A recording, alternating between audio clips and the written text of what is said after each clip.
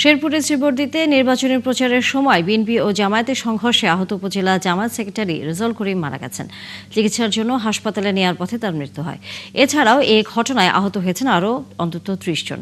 এদিকে ভোলার চরফ্যাশনে হামলার ঘটনায় ৩ জন ও ফরিদপুরের ভাঙ্গায় বিএনপির দুই পক্ষের সংঘর্ষে নারীসহ ১৫ জন আহত হয়েছেন। সহকর্মীদের তথ্যছবিতে বিস্তারিত।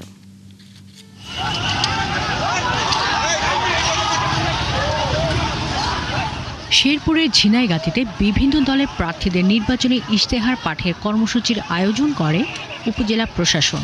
এ সময় চেয়ারে বসা নিয়ে কথা কাটাকাটির এক পর্যায়ে সংঘর্ষ বাধে বিএনপি ও জামায়াত প্রার্থী ও কর্মীদের মধ্যে। এক পর্যায়ে ধাওয়া পাল্টা ধাওয়া শুরু হয় এবং কয়েকশো চেয়ার ভাঙচুর করা হয়। এতে উভয় পক্ষের অন্তত ৩০ জন কর্মী আহত হন। পরিস্থিতি নিয়ন্ত্রণে আছে পুলিশ এবং আর্মি উপস্থিতি আছে। যে কোনো পরিস্থিতির জন্য পুলিশ প্রস্তুত। না, এই ব্যাপারে কোনো মামলা হয় নাই। পরে যদি কেউ দিতে চায় সেটা দেখা হবে, খতিয়ে দেখা হবে।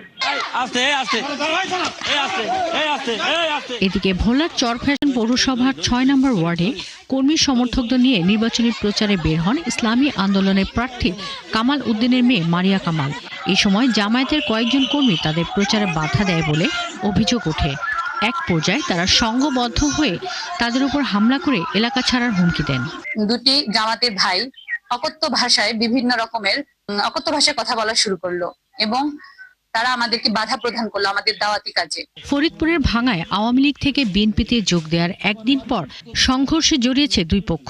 বুধবার সকাল থেকে দুপুর পর্যন্ত চুমুরদি ইউনিয়নের বামনাতলা গ্রামে কয়েক দফায় হামলা সংঘর্ষে নারী সহ ১৫ জন আহত হয়েছেন। খবর পেয়ে পুলিশ এসে পরিস্থিতি নিয়ন্ত্রণে আনে। ভাঙ্গা থানার এসআই আফজাল হোসেন জানান, লিখিত অভিযোগ পেলে আইনি ব্যবস্থা নেওয়া হবে।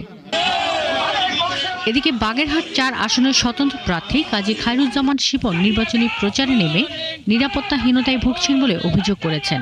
এ বিষয়ে বাগেরহাট জেলা প্রশাসক কার্যালয়ে গিয়ে মৌখিক অভিযোগ জানিয়েছেন তিনি। আমরা মনে করি প্রশাসন কোনো দলের পক্ষপাতিত্ব করছে। এরকম যদি হয়ে থাকে তাহলে আমরা নির্বাচন ছেড়ে দেওয়া ছাড়া আমাদের কোনো উপায় থাকবে না। শাকিলা শম্পা, ৭১।